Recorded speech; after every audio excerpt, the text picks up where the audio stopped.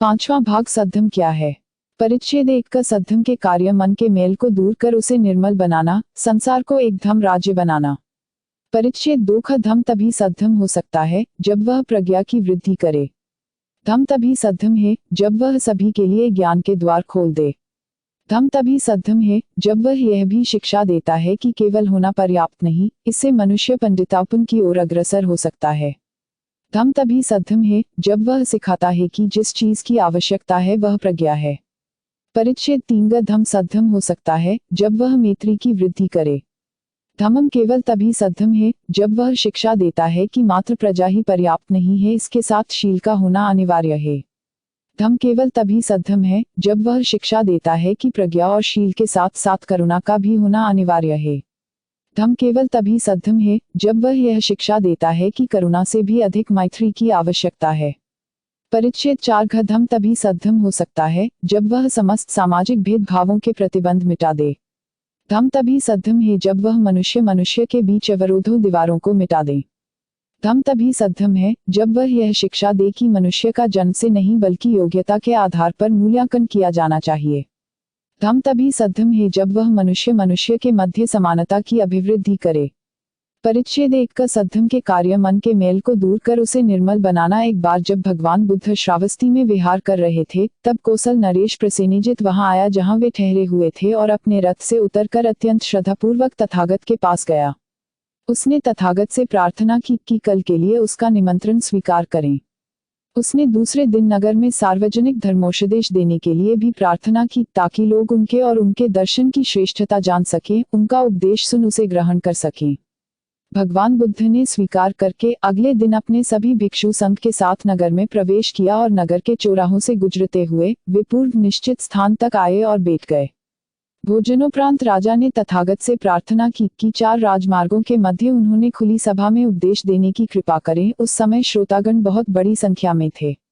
तथागत ने अपना उपदेश देना आरंभ किया। उस समय श्रोताओं में 2 व्यापारी भी उनके धर्मोपदेश को सुन रहे थे। उनमें से एक ने चिंतन किया, राजा ने यह कितनी बड़ी बुद्धिमानी की बात की है कि इस प्रकार के धर्मोपदेश सार्वजनिक रूप से प्रतिपादित कराया है। इनकी उपयुक्तता कितनी व्यापक है, इनके गुण कितने गंभीर हैं। दूसरे ने इस प्रकार चिंतन किया, राजा ने यह कितनी बड़ी मूर्खता की है कि इस व्यक्ति को यहाँ उपदेश देने के लिए बुलवाया है। जिस प्रकार बछड़ा गाय के पीछे पीछे यहाँ और वहाँ चलता है, उस गाड़ी से बंधा हुआ जिसे वह खींचती है, मिमियाते हुए जैसे वह चलता है, उसी प्रकार यह बुद्ध है जो राजा का अनुसरण करता है। दोनों व्यापारी नगर से विदा होकर एक सराय में आए जहाँ वे ठहर गए। थोड़ा सा सुरापान करते समय भले व्यापारी को सद्वृत्ति के चातुर महाराजिक देवताओं ने संयत और सुरक्षित रखा, जो संसार की देख देख करते हैं। इसके विपरीत दूसरे की दुष्प्रवृत्ति के दुष्ट प्रेतात्मा द्वारा तब तक पीते रहने को प्रेरित किया गया जब तक कि वह नशे और नींद द्वारा अभिभूत नहीं हो गया और सराय के पास ही सड़क पर गिर गया। प्रातः काल जब व्यापारियों की गाड़ियां उस स्थल को छोड़ रही थीं, तो गाड़ीवान सड़क पर पड़े हुए उस मनुष्य को न देख सके, तब वह गाड़ियों के पहियों के नीचे आकर मर गया। दूसरा व्यापारी एक दूर दराज के देश में जा पहुंचा। वहां एक पवित्र घोड़े के घुटने टेकने के परिणामस्वरूप उस देश के राजा का उत्तराधिकारी चुन लिया गया और वह तदनुसार सिंहासन पर विराजमान हुआ। इसके पश्चात घटनाओं के विचित्र मोड़ पर विचार करके वह अपने देश लौट आया और भगवान बुद्ध को अपने यहाँ निमंत्रित किया, जिससे वे जनता को उपदेश दे सकें। इस अवसर पर तथागत ने दुष्ट हृदय व्यापारी की मृत्यु का कारण बताया और दूसरे बुद्धिमान व्यापारी के ऐश्वर्यशाली बनने का भी कारण बताया और कहा, मन ही इन सब प्रवृत्तियों का मूल है, मन ही मालिक है, मन ही कारण है। यदि मन के भीतर दुष्प्रवृत्तियां हैं, तब उसके वचन भी दुष्ट होते हैं, कर्म भी दुष्ट होते हैं और दुष्कर्म का परिणाम दुख उस मनुष्य का उसी प्रकार अनुसरण करते हैं जैसे रथ के पहिए रथ खींचने वाले बैलों के पीछे पीछे। मन ही इन सब प्रवृत्तियों का मूल है, यह मन ही उन पर शासन करता है, यह मन ही है जो सफल होता है। यदि मन में अच्छे विचार हैं, तो वचन भी अच्छे होते हैं और कर्म भी अच्छे होते हैं और उनके आचरण का परिणाम सुख उस मनुष्य का उसी प्रकार अनुसरण करते हैं जैसे कभी साथ न छोड़ने वाली छाया है। इन शब्दों को सुनकर राजा और उसके मंत्रीगण अन्य अनगिनत लोगों के साथ हो गए और तथागत के शिष्य बन गए। 2 संसार को धर्म राज्य बनाना। धर्म का क्या उद्देश्य है? विभिन्न धर्मों ने इसके भिन्न भिन्न उत्तर दिए हैं। मनुष्य को ईश्वर प्राप्ति के मार्ग पर लगाना और उसे अपनी आत्मा को बचाने के महत्व को सिखलाना, इस प्रश्न का एक सामान्य उत्तर मिलता है। अधिकतर धर्म 3 राज्यों की चर्चा करते हैं। एक स्वर्ग का राज्य कहलाता है, दूसरा पृथ्वी का राज्य कहलाता है, तीसरा नरक का राज्य कहलाता है। यह स्वर्ग का राज्य ईश्वर द्वारा शासित कहा जाता है। नरक का राज्य एक ऐसा स्थान वर्णित किया गया है जहां शैतान की संप्रभुता निर्विरोध है। पृथ्वी का राज्य एक विवादित क्षेत्र है। यह शैतान के प्रभुत्व के अधीन नहीं है। साथ ही साथ ईश्वर की संप्रभुता भी इस पर विस्तारित नहीं है। यह आशा की जाती है कि किसी दिन यह हो जाए। कुछ धर्मों में स्वर्ग का राज्य एक ऐसा राज्य कहा जाता है जिसमें धर्मपरायणता प्रबल होती है, निरुसंदेह, क्योंकि वह सीधे ईश्वर द्वारा शासित है। कुछ दूसरे धर्मों में स्वर्ग का राज्य पृथ्वी पर नहीं है। यह स्वर्ग का एक दूसरा नाम है जो ईश्वर और उसके पैगंबर पर ईमान लाता है। यहाँ तक वही पहुँच सकता है। जब वह स्वर्ग पहुँचता है और उनमें श्रद्धा रखता है तो जीवन के सभी भौतिक सुख उन तक पहुँचा दिए जाते हैं। सभी धर्म प्रतिपादित करते हैं कि स्वर्ग के इस राज्य तक पहुँचना मनुष्य का लक्ष्य होना चाहिए और वहां तक कैसे पहुँचा जाए, यही सब कुछ का अंत है। धर्म का क्या उद्देश्य है, इस प्रश्न पर बुद्ध ने सर्वथा भिन्न उत्तर दिया है। भगवान बुद्ध लोगों को यह नहीं कहते कि जीवन में उनका लक्ष्य किसी काल्पनिक स्वर्ग तक पहुंचना होना चाहिए। धर्मप्रायण राज्य पृथ्वी पर ही है और वह मनुष्य द्वारा धर्मप्रायण आचरण करके प्राप्त किया जा सकता है। उन्होंने लोगों को बताया कि यदि तुम अपने दुख का अंत करना चाहते हो तो प्रत्येक को दूसरों के साथ संगत, धर्म संगत व्यवहार करना होगा, तभी यह पृथ्वी धर्मप्रायण राज्य बन सकेगी। यही है जो उनके धर्म को अन्य सभी धर्मों से पृथक करता है। उनका धर्म पंचशील, अष्टांगिक मार्ग और पारमिताओं पर जोर देता है। बुद्ध ने इनको अपने धर्म का आधार क्यों बनाया? क्योंकि वे एक जीवन शैली को संस्थापित करते हैं। केवल यही मनुष्य को धर्मप्रायण बना सकती है। मनुष्य के प्रति अनुचित व्यवहार का परिणाम ही मनुष्य के दुख का कारण है। मनुष्य के प्रति जो अनुचित व्यवहार है उसका नाश केवल धर्म ही कर सकता है और उससे उत्पन्न दुख का भी। इसीलिए भगवान बुद्ध ने कहा कि धर्म का काम केवल उपदेश देना ही नहीं है, बल्कि जैसे भी हो मनुष्य के मन में यह बात बिठानी है कि सर्वोपरि आवश्यकता सदाचारी बनने की है। उन्होंने कहा कि धर्मपरायणता को मन में बैठाने के उद्देश्य से धर्म के लिए आवश्यक है कि वह कुछ दूसरे कार्य भी करे। धर्म मनुष्य को यह शिक्षा देनी चाहिए कि कुशल कर्म कौन सा, जिससे उसका अनुसरण करने के लिए कुशल कर्म करे।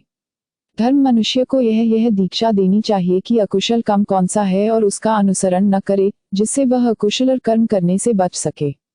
धर्म के इन उद्देश्यों के अतिरिक्त उन्होंने 2 अन्य उद्देश्यों पर भी जोर दिया जिन्हें वे सर्वोच्च महत्व प्रदान करते थे। पहला, मनुष्य का सहज स्वभाव और उसकी प्रवृत्तियों का प्रशिक्षण, जो प्रार्थना करने, व्रत आदि रखने या यज्ञ बलि इत्यादि से भिन्न प्रक्रिया है। इसे भगवान बुद्ध ने देवदह सुत्त में जैन धर्म की व्याख्या करते हुए स्पष्ट किया है। जैन धर्म के संस्थापक महावीर का कहना था कि जो भी व्यक्तिगत अनुभव होते हैं, भले ही वे सुखद हों या दुखद, सभी पूर्व जन्मों में किए गए कर्मों का परिणाम होते हैं। ऐसा होने पर पूर्व जन्म के दुष्कर्मों के निजी हो जाने से और नए दुष्कर्म न करने से भविष्य के लिए कुछ संग्रह नहीं होता। जब भविष्य के लिए कुछ संग्रह नहीं होता तो दुष्कर्मों का क्षय हो जाता है। जब दुष्कर्मों का क्षय हो जाता है तो दुखों का भी क्षय हो जाता है।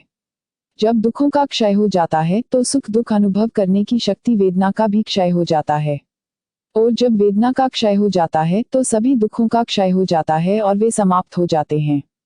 यही जैन धर्म के निगंठनाथ की शिक्षा थी। इस पर भगवान बुद्ध ने यह प्रश्न पूछा, क्या तुम जानते हो कि यहाँ ही और अभी अकुशल प्रवृत्तियों से छुटकारा मित्र गया और कुशल प्रवृत्तियां अर्जित हो गईं? एक उत्तर था, नहीं। तब भगवान बुद्ध ने पूछा, पूर्वजन्म के दुष्कर्मों की निजा से और नए दुष्कर्मों को न करने से क्या लाभ है, यदि चित्त को इसका अभ्यास नहीं है कि अकुशल प्रवृत्तियों को कुशल प्रवृत्तियों में बदला जा सके। जैन धर्म के विचार से धर्म में यह सबसे गंभीर त्रुटि थी। कुशल प्रवृत्ति या शुभ संस्कार ही केवल स्थायी कल्याण का स्थायी आधार और गारंटी हो सकती है। इसीलिए भगवान बुद्ध ने मन के प्रशिक्षण को पहला स्थान दिया है, जो कि एक मनुष्य की प्रवृत्तियों के प्रशिक्षण के समान ही है। दूसरी बात जिसे तथागत ने विशेष महत्व दिया वह यह है कि मनुष्य में इस बात का साहस हो कि चाहे कोई अकेला ही क्यों न हो तब भी उचित मार्ग से विचलित न हो। सललेख सुत्त में भगवान बुद्ध ने इसी बात पर जोर दिया है। उन्होंने कहा है, यह निश्चय करके तुम्हें अपने मन को निर्मल बनाने के लिए निश्चय करना चाहिए कि यद्यपि अन्य लोग हानि करें मैं हानि नहीं करूंगा। यद्यपि अन्य लोग हिंसा करें मैं हिंसा नहीं करूंगा। यद्यपि अन्य लोग चोरी करें मैं चोरी नहीं करूंगा। यद्यपि अन्य लोग श्रेष्ठ जीवन व्यतीत नहीं करें मैं श्रेष्ठ जीवन व्यतीत करूंगा। यद्यपि अन्य लोग झूठ बोले, चुगली खाएं, कठोर बोले या व्यर्थ बकवास करें, मैं नहीं करूंगा। यद्यपि अन्य लोग लोभी हों, मैं लोभ नहीं करूंगा। यद्यपि अन्य लोग द्वेष करें, मैं द्वेष नहीं करूंगा।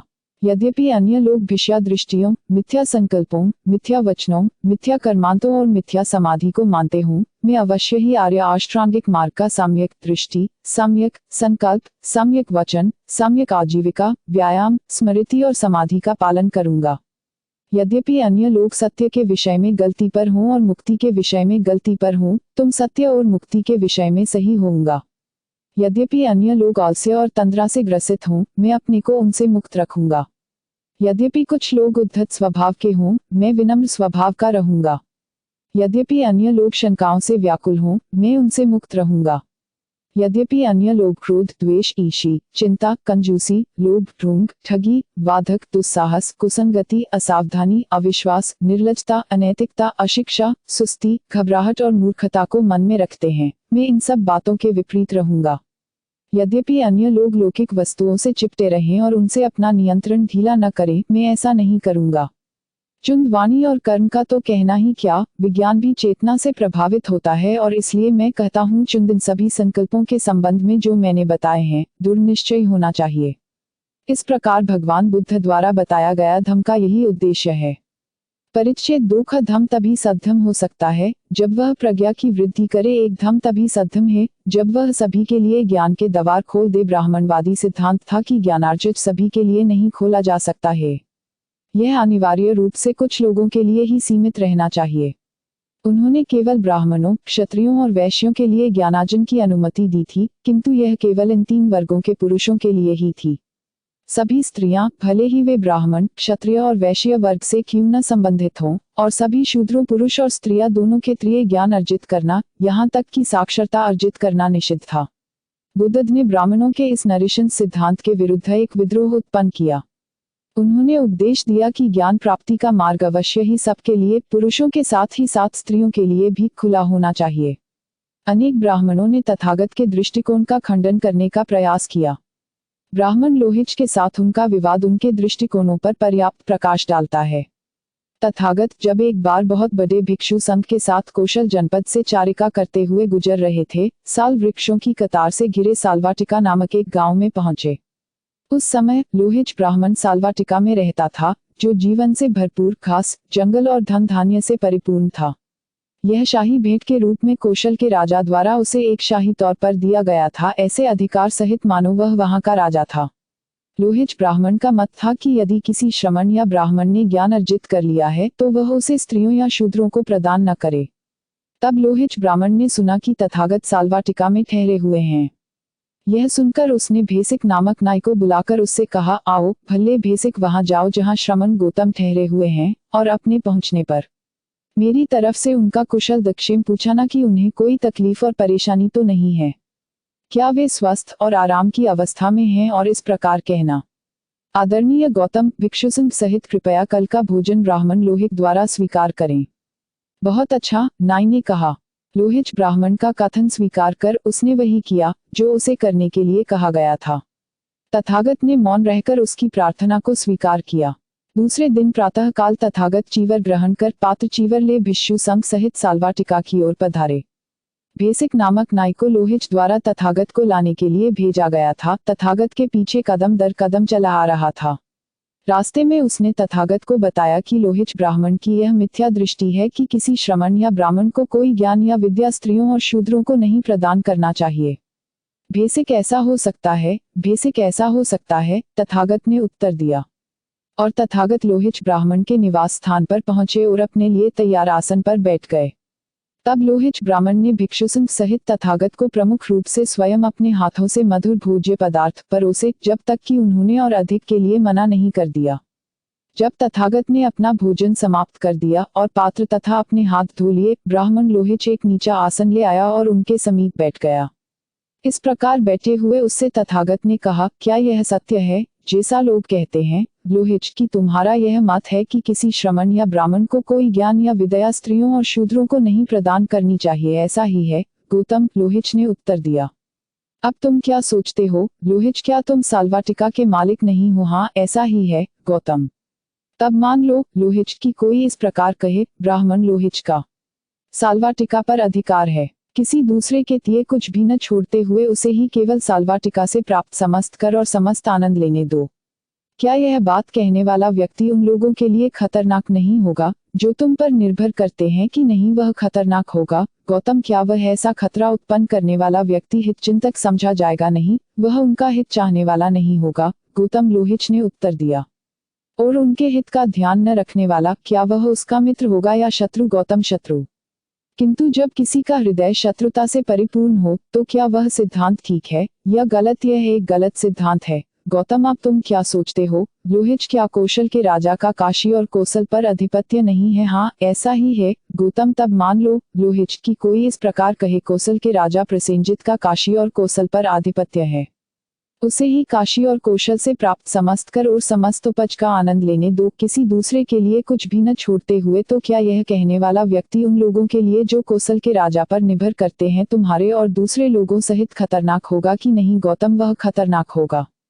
और वह खतरा उत्पन्न कर क्या वह एक ऐसा व्यक्ति होगा जो उनके हित के प्रति सहानुभूति रखता है? वह उनका हित चाहने वाला नहीं होगा। गौतम, और उनके हित का ध्यान न रखते हुए क्या उसका हृदय उनके प्रति प्रेम से परिपूर्ण होगा या शत्रुता से? शत्रुता से। गौतम, किंतु जब किसी का हृदय शत्रुता से परिपूर्ण हो तो क्या वह सिद्धांत गलत है या ठीक? यह एक गलत सिद्धांत है। गौतम, अतः तब लोहिच तुम स्वीकार करते हो कि जो यह कहे कि तुम्हें साल्वाटिका पर आधिपत्य होने के कारण तुम्हें समस्त कर और समस्त उपज का आनंद लेना चाहिए, किसी दूसरे के लिए कुछ नहीं छोड़ना चाहिए, और वह जो कहे कि कौशल के राजा काशी और कौशल पर अधिकार होने के कारण वे ही समस्त उपज का आनंद उठाएं, किसी दूसरे के लिए कुछ भी नहीं छुएं, उन लोगों के लिए खतरनाक होगा जो तुम पर निर्भर करते हैं, या उनके लिए तुम और अन्य लोग जो राजा पर निर्भर करते हैं, जो इस प्रकार दूसरों के लिए खतरा उत्पन्न करे, उनके लिए सहानुभूति नहीं बल्कि उनके लिए अपने हृदय में शत्रुता होगी। किसी के लिए अपने हृदय में शत्रुता रखना गलत सिद्धांत है। तब वह उसी प्रकार है लोहिच जो यह कहे कि किसी श्रमण या ब्राह्मण को कोई ज्ञान या विद्या स्त्रियों और शूद्रों को नहीं प्रदान करनी चाहिए। वह उसी प्रकार दूसरों के मार्ग में रोड़े अटकाने वाला होगा और उनके हित के लिए सहानुभूति से रहित होगा। उनके हित के लिए सहानुभूति से रहित होने के कारण उसके हृदय में शत्रुता स्थापित हो जाएगी, और जो किसी के हृदय में शत्रुता स्थापित हो जाए तो वह सिद्धांत ही गलत है। धम तभी सद्धम है जब वह यह शिक्षा देता है कि केवल विद्वान होता पर्याप्त नहीं, इससे मनुष्य पंडितापन की ओर अग्रसर हो सकता है। एक बार जब भगवान बुद्ध कौसाम्बी जनपद के सुस्वर नामक विहार में ठहरकर एकत्रित लोगों को धर्मोपदेश दे रहे थे, उस समय वहां एक ब्रह्मचारी रह रहा था। उस ब्रह्मचारी को यह अभिमान था कि शास्त्रों के ज्ञान में वह अद्वितीय है और वह शास्त्रार्थ में अपने समान किसी को भी नहीं समझता था। इसलिए वह जहां कहीं भी जाता अपने हाथ में एक जलती हुई मशाल ले जाता था। एक दिन किसी नगर के एक बाजार में एक मनुष्य ने उसे इस प्रकार देखकर उससे इस विचित्र आचरण का कारण पूछा, जिस पर उसने उत्तर दिया, संसार इतना अंधकार में है और मनुष्य इतने पथभ्रष्ट हैं कि मैं जहां तक कर सकता हूं वहां तक इसे प्रकाशवान करने के लिए यह मशाल लेकर चलता है। यह देखकर भगवान बुद्ध ने तुरंत ब्रह्मचारी को संबोधित किया, अरे यह किस लिए है? तुम उस मशात्र को किस लिए लिए हुए हो? ब्रह्मचारी ने उत्तर दिया, सभी मनुष्य अज्ञान और अंधकार में इतने घिरे हुए हैं कि मैं उन्हें रास्ता दिखाने के लिए यह मशात्र लेकर चलता हूँ। तब तथागत ने उससे पुनः पूछा, क्या तुम इतने विद्वान हो कि तुम उन 4 विद्याओं के जानकार हो जो शास्त्रों के मध्य पाई जाती हैं, शब्द, नक्षत्र विद्या, राज विद्या और युद्ध विद्या? ब्रह्मचारी को मजबूर होकर यह स्वीकार करना पड़ा कि उसे इनके विषय में जानकारी नहीं है। उसने अपनी मशाल दूर फेंक दी। तब भगवान बुद्ध ने आगे यह कहा, यदि कोई मनुष्य, भले ही वह विद्वान हो या नहीं, वह दूसरों की उपेक्षा करता है, स्वयं को इतना महान समझता है, तो वह उस अंधे मनुष्य के समान है जो स्वयं अंधा होकर दूसरों को मशाल दिखाता फिरता है। धम तभी सद्धम है जब वह सिखाता है जिस चीज की आवश्यकता है वह प्रज्ञा है। ब्राह्मण विद्या को ही बहुत बड़ी मूल्यवान समझते थे। उनके लिए मात्र विद्वान व्यक्ति ही पूज्य था, भले ही वह व्यक्ति शीलवान व्यक्ति हो या न हो। निस्संदेह उन्होंने कहा कि एक राजा का सम्मान उसके अपने देश में होता है, किंतु एक विद्वान का सम्मान संपूर्ण संसार में होता है। इससे यह ज्ञात होता है कि एक विद्वान एक राजा से अधिक होता है। भगवान बुद्ध ने विद्या और प्रज्ञा के मध्य एक भेद किया है। उन्होंने प्रज्ञा को विद्या से भिन्न माना है। यह कहा जा सकता है कि ब्राह्मणों ने भी प्रज्ञा और विद्या के मध्य एक भेद किया है। यह सही हो सकता है, किंतु बुद्ध की प्रज्ञा और ब्राह्मणों की प्रज्ञा में जमीन आसमान का अंतर होता है। अंगुत्तर निकाय में दिए गए अपने उपदेशों में भगवान बुद्ध ने भली भांति इस भेद को स्पष्ट किया है। एक विशेष अवसर पर तथागत राजगृह के समीप वेणुवनाराम के कलंदक निवास में ठहरे हुए थे। उस अवसर पर मगध का एक बड़ा अमात्य वर्षकार ब्राह्मण तथागत से मिलने आया और उनके पास आकर शिष्टता से उन्हें प्रणाम किया। कुशल क्षेम पूछने के उपरांत एक और बैठ गया। बैठने के बाद वर्षकार ब्राह्मण ने तथागत से कहा, ब्राह्मण गौतम, यदि किसी आदमी में ये 4 गुण हैं, तो हम उसे बड़ा विद्वान समझते हैं, बड़ा आदमी मानते हैं। वे 4 गुण क्या हैं? इसमें श्रमण गौतम, एक वह विज्ञ होता है जो कुछ भी वह सुनता है उसके सुनते ही तुरंत वह उसके अर्थ को समझ लेता है, वह कह सकता है कि उस कथन का यह अर्थ है। इसके अतिरिक्त 2, उसकी स्मरण शक्ति अच्छी होती है, वह बहुत पहले की गई और पहले कही गई एक बात को याद रख सकता है और पुनः प्रस्तुत कर सकता है। पुनः तथागत ने कहा, 3, एक गृहस्थ के सभी कार्यों में वह निपुण और परिश्रमी है, और दृष्टि से 4, वह यह जानने में चतुर और सक्षम है कि क्या करना उचित है, क्या व्यवस्था की जानी चाहिए। तब श्रमण गौतम, यदि एक मनुष्य में ये गुण हैं, तो हम उसे विद्वानों में से एक महान विद्वान मनुष्य प्रमाणित करते हैं। गौतम, यदि आप मेरे कथन का समर्थन करना उचित समझते हैं तो मेरा समर्थन करें, इसके विपरीत यदि खंडन करने योग्य समझते हैं तो मेरा खंडन करें। अच्छा ब्राह्मण, इसमें मैं न तो तुम्हारा समर्थन करता हूँ और न ही तुम्हारा खंडन करता हूँ। मैं स्वयं उस मनुष्य को विद्वान समझता हूँ यदि उसमें निम्नलिखित 4 गुण हैं, जो कि तुम्हारे द्वारा बताए गए गुणों से सर्वथा भिन्न हैं। हे ब्राह्मण, एक मनुष्य बहुत जनों के हित के लिए और बहुत जनों के कल्याण के लिए समर्पित है। उसके द्वारा बहुत लोग आर्य मार्ग पर स्थापित हैं। वह एक सुंदर स्वभाव का है, वह हितकर स्वभाव का है। जिस किसी विषय में वह अपने मन को लगाना चाहता है उस विषय में वह अपने मन को लगा लेता है। जिस किसी विषय में वह अपने मन को नहीं लगाना चाहता उस विषय में वह अपने मन को नहीं लगाता है। जिस किसी संकल्प को वह मन में ठान लेना चाहता है उस विषय में वह मन को लगा सकता है। जिस संकल्प को मन में उत्पन्न होने नहीं देना चाहता है उसे उच्चेना नहीं होने देता। इस प्रकार वह अपने मन पर और अपने विचारों पर अधिकार रखता है।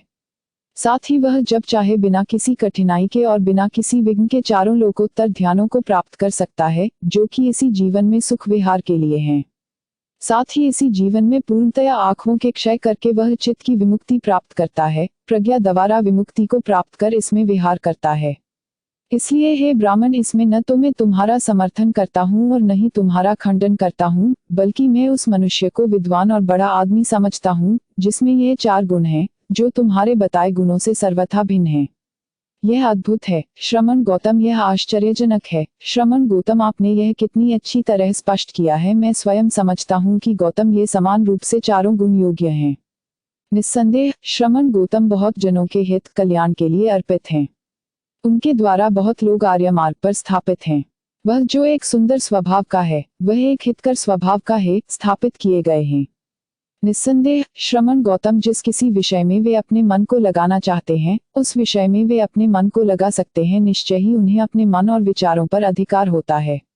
निश्चय ही श्रमण गौतम जब चाहे बिना कठिनाई के, बिना तकलीफ के 4 लोकोत्तर ध्यानों को निश्चय ही श्रमण गौतम आंखों के क्षय का चित्त की विमुक्ति प्राप्त कर सकते हैं, प्रज्ञा द्वारा विमुक्ति, और इसे प्राप्त कर इसमें विहार करते हैं। इसमें बहुत ही स्पष्ट शब्दों में बुद्ध द्वारा प्रतिपादित प्रजा और ब्राह्मणों के अनुसार प्रतिपादित प्रज्ञा के मध्य के भेद को स्पष्ट किया गया है। इसमें यह भी स्पष्ट किया गया है कि भगवान बुद्ध विद्या की अपेक्षा प्रज्ञा को क्यों अधिकार महत्व देते थे। परिच्छेद 3 धम तभी सद्धम हो सकता है जब वह मैत्री की वृद्धि करे। धम केवल तभी सद्धम है जब वह यह शिक्षा दे कि मात्र प्रज्ञा ही पर्याप्त नहीं है, इसके साथ शील का होना अनिवार्य है। प्रज्ञा आवश्यक है किंतु शील अधिक आवश्यक है। शील के बिना प्रज्ञा खतरनाक हो जाती है। अकेली प्रज्ञा खतरनाक है। प्रज्ञा मनुष्य के हाथ में दुधारी तलवार के समान होती है। शीलवान मनुष्य के हाथ में होने पर यह खतरे में पड़े मनुष्य की रक्षा में प्रयोग की जा सकती है, किंतु एक शील रहित मनुष्य के हाथ में होने पर यह हत्या के लिए प्रयोग की जा सकती है। इसलिए शील प्रज्ञा से अधिक महत्वपूर्ण होती है। प्रजा विचार धम या सम्यक विचार करना है। शील आचार धम है, सम्यक आचरण। बुद्ध ने शील के संबंध में 5 मूल सिद्धांत निर्धारित किए हैं। प्रथम जीव हिंसा से संबंधित है। द्वितीय चोरी से संबंधित है। तृतीय काम भोग संबंधी मिथ्याचार से संबंधित है। चतुर्थ झूठ बोलने से संबंधित है। पंचम नशीले पदार्थ के सेवन से संबंधित है। इनमें से प्रत्येक पर तथागत ने लोगों को जीव हिंसा से विरत रहने, चोरी से विरत रहने, झूठ बोलने से विरत रहने, काम भोग संबंधी मिथ्याचार से विरत रहने और नशीले पदार्थों के सेवन से विरत रहने के लिए उपदेश दिया है। इस कारण स्पष्ट है कि बुद्ध ने ज्ञान की अपेक्षा शील को अधिक महत्व क्यों दिया है। ज्ञान का उपयोग एक मनुष्य के शील पर निर्भर करता है। शील से पृथक ज्ञान का कोई मूल्य नहीं है। यही है जो उन्होंने कहा। एक अन्य स्थान पर उन्होंने कहा, संसार में शील अतुलनीय है। शील आरंभ और शरण स्थान है। शील समस्त कल्याण की जननी है। यह समस्त अच्छी अवस्थाओं में प्रमुख है। इसलिए अपने शील को शुद्ध करो। धम्म केवल सद्धम्म है जब वह यह शिक्षा देता है कि प्रज्ञा और शील के साथ साथ करुणा का भी होना अनिवार्य है। बुद्ध के धम्म की आधारशिला के प्रश्न पर दृष्टिकोणों में कुछ भेद रहे हैं। क्या मात्र प्रज्ञा उनके धम्म की आधारशिला है, क्या मात्र करुणा उनके धम्म की आधारशिला है? इस विवाद ने भगवान बुद्ध के अनुयायियों को दो पक्षों में विभाजित कर दिया था। एक वर्ग की मान्यता थी कि केवल प्रज्ञा ही बुद्ध के धम्म की आधारशिला है। दूसरे वर्ग की मान्यता थी कि केवल करुणा ही बुद्ध के धम्म की आधारशिला है। ये दोनों वर्ग अभी भी विभाजित हैं। दोनों ही वर्ग गलत प्रतीत होते हैं यदि उन्हें स्वयं बुद्ध के वचनों के प्रकाश में समझा जाए। इसमें कोई मतभेद नहीं है कि प्रज्ञा बुद्ध के धम्म के दो स्तंभों में से एक है। विवाद यह है कि क्या करुणा भी उनके धम्म का एक स्तंभ है? करुणा उनके धम्म का एक स्तंभ है, यह विवाद से परे है। इसके समर्थन में स्वयं उनके वचन उद्धृत किए जा सकते हैं। प्राचीन काल में गांधार नामक देश में एक बहुत घृणित रोग से पीड़ित कोई वृद्ध भिक्षु था। वह जिस स्थान पर बैठता उसी जगह को प्रदूषित करता था। वह एक ऐसे विहार में रहता था जहां कोई भी उसके समीप नहीं जाता था या उसकी सहायता नहीं करता था। भगवान बुद्ध अपने 500 अनुयायियों के साथ यहाँ आए और सभी प्रकार के आवश्यक बर्तन तथा गर्म पानी लेकर वे एक साथ उस स्थान पर पहुंचे जहां वृद्ध भिक्षु लेटा था।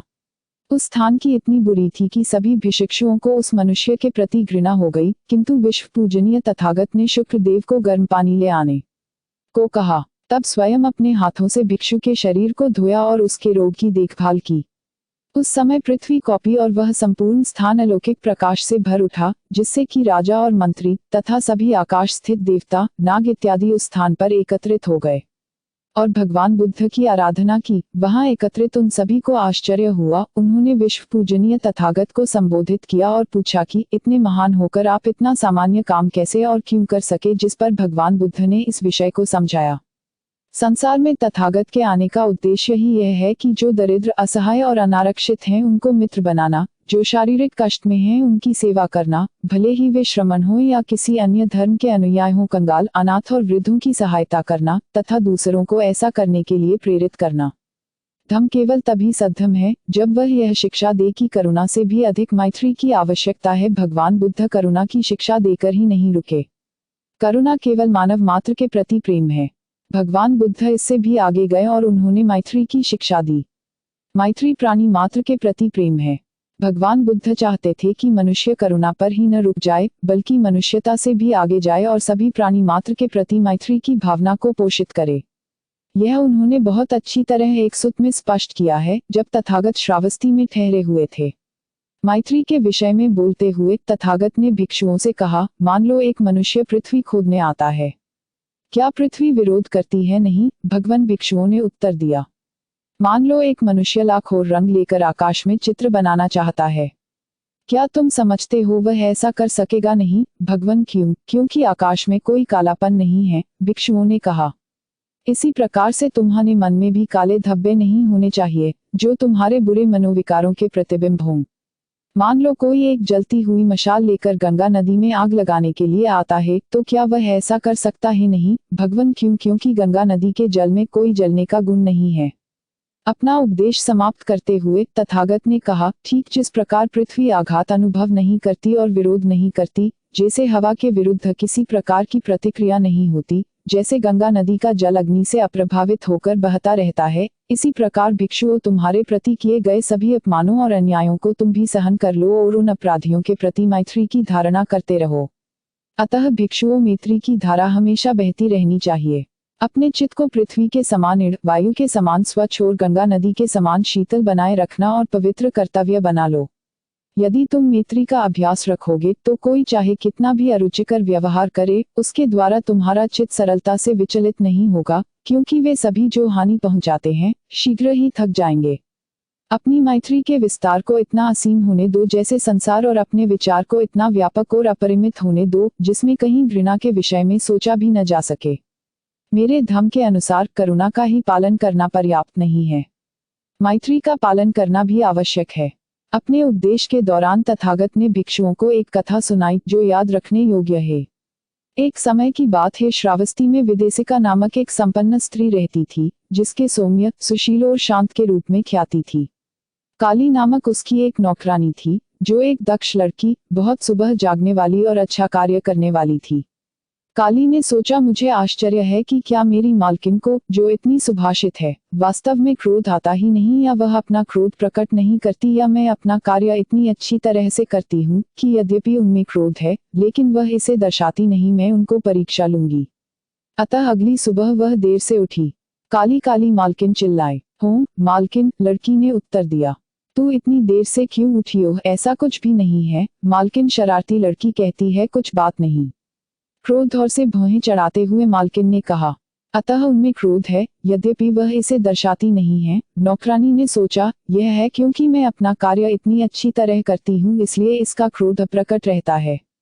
मैं उन्हें और अधिक परीक्षा लूंगी। अतः वह अगली सुबह और देर से उठी। काली काली मालकिन चिल्लाए। हाँ मालकिन, लड़की ने उत्तर दिया, तुम इतनी देर करके क्यों उठी हो? ऐसा कुछ नहीं है मालकिन, दुष्ट लड़की कहती है, कुछ बात नहीं। अपने क्रोध और अप्रसन्नता को शब्दों में अभिव्यक्त करते हुए मालकिन चिल्लाई। नौकरानी ने सोचा, हाँ उनमें क्रोध तो निश्चित है, यद्यपि वे इसे दर्शाती नहीं है, क्योंकि मैं अपना कार्य इतनी अच्छी तरह करती हूँ। मैं उन्हें और भी अधिक परीक्षा लूंगी। अतः अगली सुबह वह और भी अधिक देर से उठी। काली काली मालकिन चिल्लाए। हाँ मालकिन, लड़की ने उत्तर दिया, तू इतनी देर से क्यों उठी हो? ऐसी कुछ बात नहीं है मालकिन, इतनी देर में उठती है दुष्ट लड़की और कहती है, कुछ बात नहीं। मालकिन चिल्लाए और अपने क्रोध और अप्रसन्नता में उसने दरवाजे की सांकल उठाई और उस लड़की के सिर में दे मारी, जिससे खून बहने लगा। अपने फूटे हुए सिर, जिससे खून बह रहा था, को लेकर काली ने चीखों से पड़ोसियों को जगा दिया। देखो मालकिन ने क्या किया है, देखो रे लोगों, सुशील स्त्री ने क्या किया है। देखो स्त्रियों, शांत स्त्री ने क्या किया है। वह भी किस लिए? केवल इसलिए कि उनकी एकमात्र नौकरानी देर से उठी। वे इतनी क्रोधित और अप्रसन्न थी कि दरवाजे की सांकल लेकर मेरे सिर पर मारने और उसे फोड़ने के लिए बस कूद पड़ी। परिणामस्वरूप स्त्री विदेशिका सुशील और शांत की बजाय बड़ी अशांत और बड़े क्रोधी स्वभाव के रूप में मशहूर हो गई। इसी तरह कोई भिक्षु पर्याप्त विनम्र और सुशील और शांत हो सकता है जब तक कि उसके विरुद्ध कुछ अरुचिकर नहीं कहा जाए। यह तो केवल तभी जात हो सकता है जब आप परीक्षा लें, जब उसके विरुद्ध अरुचिकर बातें कही जाएं कि उसके भीतर मैत्री की भावना है कि नहीं। तब उन्होंने आगे कहा, मैं उस भिक्षु को मैत्री भाव संपन्न नहीं कहता जो केवल वस्त्र और भोजन प्राप्त करने के लिए मैत्री को दर्शाता है। मैं केवल उसी को सच्चा भिक्षु कहता हूँ जिसकी मैत्री धर्म से उत्पन्न होती है। हे भिक्षुओं, कोई भी धार्मिक पुण्य अर्जित करने के लिए अपनाया गया उपाय मैत्री भावना के 16वें भाग के बराबर नहीं है। मैत्री, जो चित्त की विमुक्ति है, उन सभी को आत्मसात कर लेती है जो प्रकाशमान है, जो प्रदीप्त हैं, जो प्रज्वलित हैं।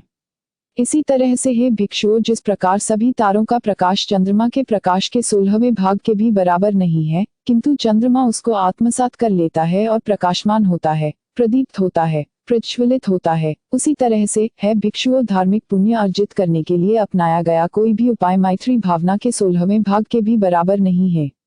मैत्री, जो कि चित्त की विमुक्ति है, उन्हें आत्मसात कर लेती है, जो प्रकाशमान है, जो प्रदिष्ट है, जो प्रज्वलित है।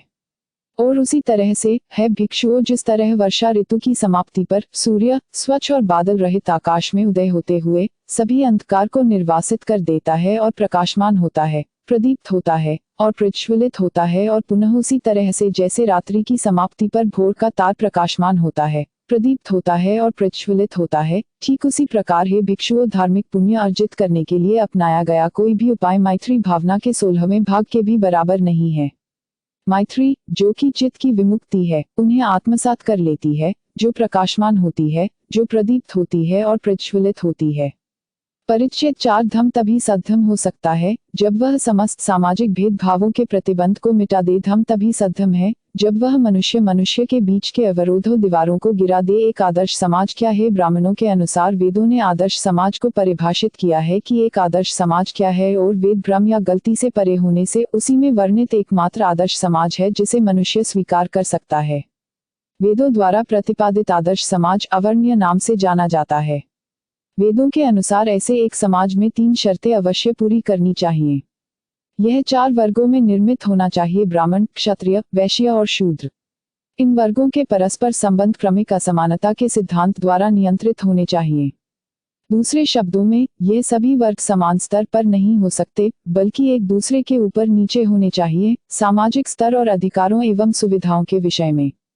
ब्राह्मण सबसे ऊपर पर रखे गए थे, क्षत्रिय ब्राह्मणों से नीचे किंतु वैश्य से ऊपर, वैश्य क्षत्रियों से नीचे किंतु शूद्रों से ऊपर, और शूद्र सबसे नीचे रखे गए थे। चातुर्वर्ण का तीसरा महत्वपूर्ण लक्ष्य यह था कि प्रत्येक वर्ग को अपने अपने पेशे में लगा रहना होगा। ब्राह्मणों का व्यवसाय पढ़ना पढ़ाना और धार्मिक अनुष्ठानों के कार्य करना था। क्षत्रियों का पेशा शस्त्र धारण करना और युद्ध करना था। वैश्यों का पेशा व्यापार और व्यवसाय था। शूद्रों का पेशा तीनों वर्गों की दासोचित सेवा करना था। कोई भी वर्ग दूसरे वर्गों के पेशे का अतिक्रमण और अनाधिकार हस्तक्षेप नहीं कर सकता है। एक आदर्श समाज का यह सिद्धांत ब्राह्मणों द्वारा अनुमोदित था और लोगों में प्रचारित किया गया था। यह स्पष्ट ही है कि इस सिद्धांत की आत्मा ही असमानता है। यह सामाजिक असमानता ऐतिहासिक विकास का परिणाम नहीं है। असमानता ब्राह्मणवाद का शास्त्र सम्मत सिद्धांत है। भगवान बुद्ध ने इसका जड़मूल से विरोध किया था। भगवान बुद्ध जातिवाद के प्रबलतम विरोधी और समानता के सबसे पहले व बड़े समर्थक थे। जातिवाद और असमानता के पक्ष में ऐसा कोई भी तर्क नहीं है जिसका उन्होंने खंडन नहीं किया। ऐसे अनेक ब्राह्मण थे जिन्होंने इस विषय पर बुद्ध को चुनौती दी थी, किंतु तथागत ने उन्हें पूर्णतया मौन कर दिया था। अश्वलायन सुत्त में कथा कही गई है कि एक बार सब ब्राह्मणों ने इकट्ठे होकर अश्वलायन को भगवान बुद्ध के पास जाने और जातिवाद व असमानता के विरुद्ध उनके मतों का खंडन करने के लिए राजी कर लिया था। अश्वलायन भगवान बुद्ध के पास गया और उनके समक्ष ब्राह्मणों की श्रेष्ठता के पक्ष में अपना मत प्रस्तुत किया। उसने कहा, श्रमण गौतम ब्राह्मण दावा करते हैं कि केवल ब्राह्मण ही श्रेष्ठ वर्ग के हैं, अन्य सभी वर्ग उनसे निम्न हैं। केवल ब्राह्मण ही शुक्ल वर्ण में उत्पन्न है, अन्य सभी वर्ग कृष्ण वर्ण के हैं। पवित्रता केवल ब्राह्मणों में वास करती है और अब्राह्मणों में नहीं, और केवल ब्राह्मण ब्रह्मा के औरस पुत्र हैं, उसके मुंह से जन्मे, उसकी संतानें और उसके उत्तराधिकारी हैं। इस पर गौतम क्या कहते हैं? भगवान बुद्ध के उत्तर ने अश्वलायन को बिल्कुल हतप्रद कर दिया। भगवान बुद्ध ने कहा, अश्वलायन, क्या ब्राह्मणों की ब्राह्मण पत्नियों को उनका मासिक धर्म नहीं होता और गर्भ धारण नहीं करती और लेटती नहीं तथा का प्रसव नहीं करती? यह सब होते हुए भी क्या ब्राह्मण वास्तव में उन सब का दावा करते हैं जो तुमने कहा है, जबकि वे स्वयं स्त्रियों से अन्य सभी लोगों के समान जन्मे हैं, फिर भी ब्राह्मण कहते हैं? अश्वलायन ने कोई उत्तर नहीं दिया। तब भगवान बुद्ध ने अश्वलायन से एक दूसरा प्रश्न पूछा। मान लो अश्वलायन, एक युवक क्षत्रिय एक ब्राह्मण कन्या के साथ सहवास करता है, तो वह संतान क्या होगी? क्या एक जानवर होगा या मनुष्य? पुनः अश्वलायन ने कोई उत्तर नहीं दिया। जहाँ तक नैतिक उन्नति की संभावना है, क्या इस राष्ट्र के केवल ब्राह्मण ही अपने मत में ऐसा प्रेम उत्पन्न करके घृणा या राग द्वेष से मुक्त हो सकते हैं? दूसरे शेष 3 वर्गों में से कोई मनुष्य नहीं हो सकता। नहीं, सभी चारों वर्ग ऐसा कर सकते हैं, अश्वलायन ने उत्तर दिया।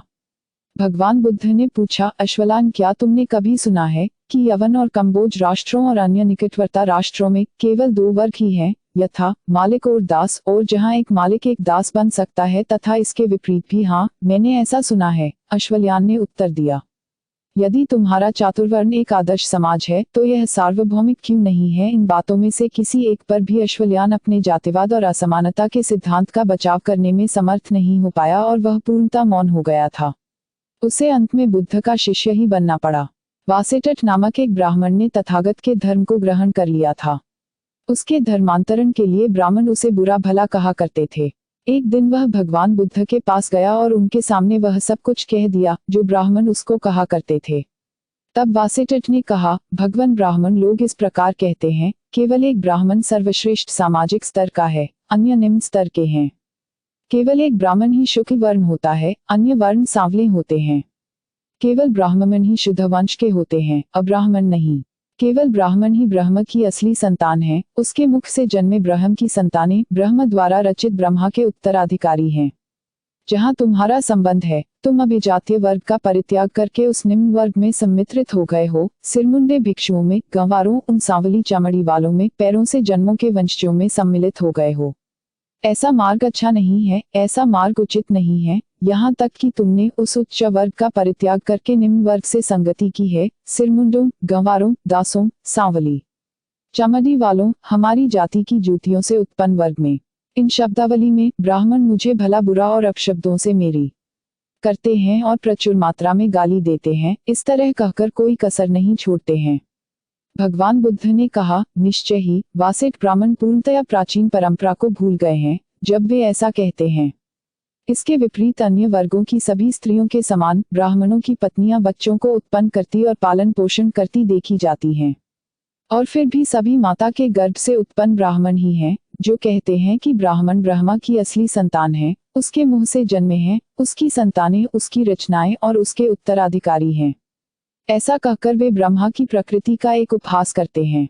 एक बार एक सुकारी ब्राह्मण बुद्ध के पास 3 प्रश्नों पर तर्क करने के लिए गया। पहला प्रश्न जो उसने उठाया, पेशों के स्थायी वर्गीकरण से संबंधित था। व्यवस्था के पक्ष में कहते हुए उसने प्रारंभ किया, मैं आपसे एक प्रश्न पूछने के लिए आया हूँ। ब्राह्मण कहते हैं कि वे किसी की भी सेवा नहीं करेंगे, क्योंकि वे सर्वोपरि हैं। शेष सभी उनकी सेवा करने के लिए जिम्मे हैं। श्रमण गौतम सेवा 4 भाग में विभाजित है। 1 ब्राह्मणों द्वारा की जाने वाली सेवा, 2 क्षत्रियों द्वारा की जाने वाली सेवा, 3 वैश्यों द्वारा की जाने वाली सेवा और 4 शूद्रों द्वारा की जाने वाली सेवा। किंतु शूद्र की सेवा तो कोई अन्य शूद्र ही कर सकता है। इस पर आदरणीय गौतम को क्या कहना है? भगवान बुद्ध से प्रश्न पूछकर उसको उत्तर दिया गया, क्या संपूर्ण संसार ब्राह्मणों के सेवा के इस वर्गीकरण से सहमत है? भगवान ने पूछा, जहाँ तक मेरा संबंध है, मैं न तो यह दावा करता हूँ कि सभी सेवाएं की जानी चाहिए और न यह कि सभी सेवाओं को अस्वीकार किया जाना चाहिए। यदि सेवा एक मनुष्य को बुरा और अच्छा नहीं बनाती है, वह नहीं की जानी चाहिए, किंतु यदि यह उसे बेहतर और बुरा नहीं बनाती तब वह भी की जानी चाहिए। यह मार्गदर्शक कसौटी है जिस पर क्षत्रियों, ब्राह्मणों, वैश्यों, शूद्रों की सेवा के बारे में समान रूप से निर्णय किया जाना चाहिए। प्रत्येक व्यक्ति को ऐसी सेवा को अस्वीकार कर देना चाहिए जो उसे बुरा बनाती है और केवल ऐसी सेवा को स्वीकार करना चाहिए जो उसे एक बेहतर मनुष्य बनाती है। एसुकारी द्वारा उठाया गया अगला प्रश्न था, एक मनुष्य के स्तर के निर्धारण में कुल और वंश का एक स्थान क्यों नहीं होना चाहिए? इस प्रश्न पर भगवान बुद्ध ने इस प्रकार उत्तर दिया, जहाँ तक कुल के अभिमान की बात है, जिस कुल में एक मनुष्य जन्म ग्रहण करता है, वह केवल उसका नाम निर्धारित करता है, भले ही वह क्षत्रिय या ब्राह्मण या वैश्य वंश में पैदा हुआ हो। जैसे कि अग्नि उस नाम से पुकारी जाती है जिस ईंधन से वह प्रज्वलित की जाती है, और इस तरह या तो एक लकड़ी की आग या एक अचेली की आग या एक लकड़ी की गौठ की आग या एक उपले की आग कही जाती है।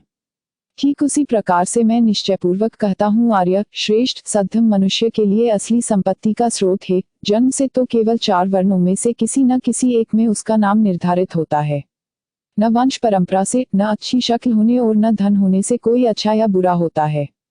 अच्छे वंश में पैदा हुआ आदमी भी तो एक हत्यारा, एक चोर, एक व्यभिचारी, एक झूठा, एक चुगलखोर, एक कटुभाषी, एक गप्पी, एक लोभी मनुष्य, विद्वेषी या मिथ्या दृष्टि वाला मनुष्य होता है। इसलिए मैं दावा करता हूँ कि श्रेष्ठ वंश में उत्पन्न कोई अच्छा मनुष्य नहीं होता, या तुम एक श्रेष्ठ वंश के मनुष्य को पाओगे जो इन सभी दुर्गुणों से निर्दोष है, और इसलिए मैं दावा करता हूँ कि यह वंश परंपरा का कारण नहीं है जो एक मनुष्य को बुरा बनाती है। तीसरा प्रश्न जो एसुकारी ने उठाया था, जो प्रत्येक वर्ग के लिए नियत जीविका अर्जित करने के तरीकों से संबंधित था। एसुकारी ब्राह्मण ने तथागत ने कहा, ब्राह्मण 4 तरह के जीविका के साधनों का विधान करते हैं। ब्राह्मणों के लिए भिक्षा से, क्षत्रियों के लिए उनके तीर कमान से, वैश्यों के लिए व्यापार, कृषि करने व और पशुपालन से, और शूद्रों के लिए उसके कंधों से लटकी बोगी पर फसल ढूंढने से। यदि इनमें से कोई भी किसी अन्य पेशे के लिए अपना पेशा छोड़ता है, वह ऐसा काम करता है जो उसे नहीं करना चाहिए। यह ठीक वैसे ही है जैसे कोई चौकीदार किसी दूसरे की संपत्ति पर अपना अधिकार कर ले जो कि उसकी नहीं है। इस पर श्रमण गौतम को क्या कहना है? क्या संपूर्ण संसार इस ब्राह्मणी वर्गीकरण से सहमत है? तथागत ने पूछा। नहीं, एसुकारी ने उत्तर दिया। वासेठ ने तथागत से कहा, जो महत्वपूर्ण है वह है उच्च आदर्श, न कि श्रेष्ठ वंश। कोई जाति नहीं, कोई असमानता नहीं, कोई ऊंच नीच नहीं, कोई हीनता नहीं, सभी समान हैं। यही है जिसकी तथागत ने देशना दी। स्वयं को दूसरों के साथ एक कर दो, जैसे वे हैं वैसा मैं हूँ। जैसा मैं हूँ वैसे वे हैं, ऐसा बुद्ध ने कहा। धम्म तभी सद्धम है जब वह शिक्षा दे कि मनुष्य का जन्म से नहीं बल्कि योग्यता के आधार पर मूल्यांकन किया जाना चाहिए। ब्राह्मणों द्वारा उपदेशित चातुर्वर्ण का सिद्धांत जन्म पर आधारित था। कोई एक ब्राह्मण माता पिता से जन्मा है इसलिए वह ब्राह्मण है।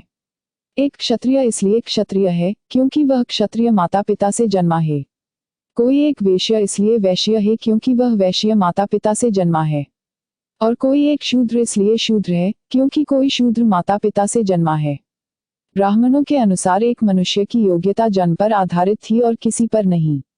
यह सिद्धांत बुद्ध के लिए उतना ही अरुचिकर था जितना कि चातुर्वर्ण का सिद्धांत। उनका सिद्धांत ब्राह्मणों के सिद्धांत के ठीक विपरीत था। उनका सिद्धांत यह था कि मनुष्य का मूल्यांकन जन्म से नहीं बल्कि योग्यता से हो। जिस अवसर पर बुद्ध ने अपना सिद्धांत प्रतिपादित किया था उसका स्वयं अपना विशेष महत्व है। एक बार तथागत अनाथपिंडिक के जेतवनाराम में ठहरे हुए थे। एक दिन पूर्वाह्न में उन्होंने अपना भिक्षा पात्र लिया और भिक्षा के लिए श्रावस्ती में प्रवेश किया। उस समय एक यज्ञाग्नि प्रज्वलित थी और आहुति तैयार की जा रही थी। तब तथागत श्रावस्ती में एक घर से दूसरे घर भिक्षाटन के लिए जाते हुए अज्ञिक के घर पहुंचे। तथागत को कुछ दूरी से आते हुए देखकर ब्राह्मण क्रोधित हो गया और बोला, वहीं ठहर ओ मुंडक, वहीं ठहर, हे दरिद्र भिक्षु वहीं ठहर, दुखी बसल। जब वह इस प्रकार बोला तथागत ने उसे संबोधित किया, क्या तुम जानते हो हे ब्राह्मण कौन सा बुसल नीच है, या कौन सी ऐसी बातें हैं जो एक मनुष्य को बुसल नीच बनाती हैं? नहीं गौतम, में नहीं जानता कि कौन बुसल होता है, और अमल में मैं नहीं जानता कि क्या करने से एक मनुष्य बुसल बनता है। तथागत ने कहा कि यदि तुम यह जान लोगे कि बुसल कौन होता है तो इससे तुम्हारी कुछ हानि नहीं होगी। अब जब तुम इसे जानने के लिए जोर दे रहे हो तो ब्राह्मण अज्ञिक ने कहा, अच्छा कहो और स्पष्ट करो। ब्राह्मण के द्वारा इच्छा प्रकट करने पर तथागत ने उससे कहा, मनुष्य जो क्रोधी, लोभी, अनैतिक, चुगलखोर, मिथ्या दृष्टि वाला और वंचक हो तुम उसे एक बुसल जानो। जो कोई भी इस संसार में एकज या द्विज पक्षी आदि सजीव प्राणियों को हानि पहुंचाता है, जिसमें मन में प्राणियों के लिए कोई करुणा नहीं है, तुम उसे बुसल जानो। जो कोई भी गांवों और झोपड़ियों को नष्ट करता और घेर लेता है और एक अत्याचारी के रूप में जाना जाता है, तुम उसे बुसल जानो।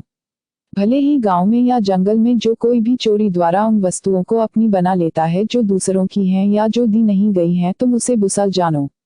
वास्तव में जो कोई भी ऋण लेकर वापस नहीं करता, जब दबाव डाला जाता है तो यह कहते हुए कि मुझ पर तुम्हारा कोई ऋण नहीं है, भाग जाता है, तुम उसे बुसल जानो।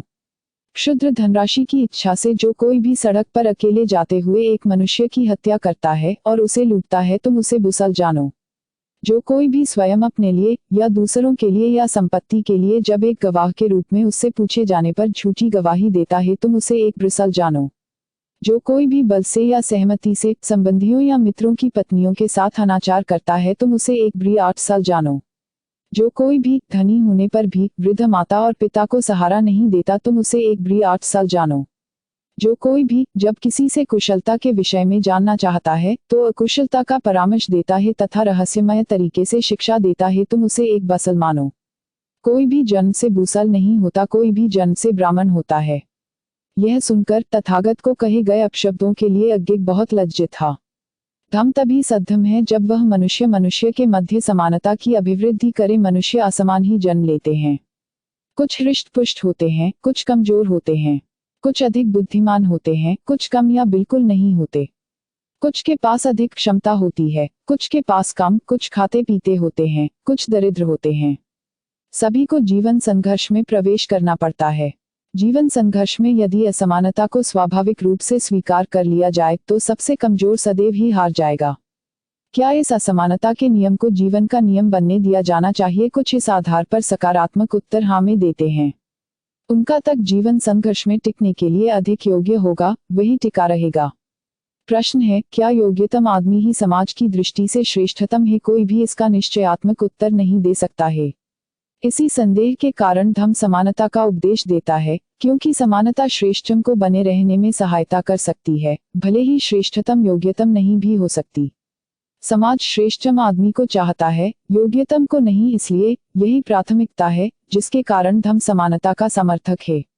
भगवान बुद्ध का यही दृष्टिकोण था और इसी कारण से उन्होंने प्रमाणित किया कि धम्म जो समानता का उपदेश नहीं देता है अपनाने योग्य नहीं है। क्या आप एक ऐसे विचारों का सम्मान कर सकते हैं या विश्वास कर सकते हैं जो उन कार्यों की सलाह देता है जो दूसरों को दुख पहुंचाकर स्वयं के लिए सुख प्राप्त करने की शिक्षा देते हैं, या स्वयं को दुख पहुंचाकर दूसरों के लिए सुख देने की शिक्षा देते हैं, या स्वयं और दूसरों दोनों को दुख पहुंचाने की शिक्षा देते हैं? क्या वह अधिक श्रेष्ठतर धर्म नहीं है जो स्वयं के सुख के साथ ही साथ दूसरों के सुखों में वृद्धि करता है और किसी भी प्रकार के अत्याचार को सहन नहीं करता? ये कुछ प्रासंगिक प्रश्न थे जो उन्होंने उन ब्राह्मणों से पूछे जो समानता के विरोधी थे। भगवान बुद्ध का धम्म मनुष्य की स्वयं अपनी पुण्य परक मनोवृत्ति में से उत्पन्न होने वाला पूर्णतया न्याय संगत धम्म है।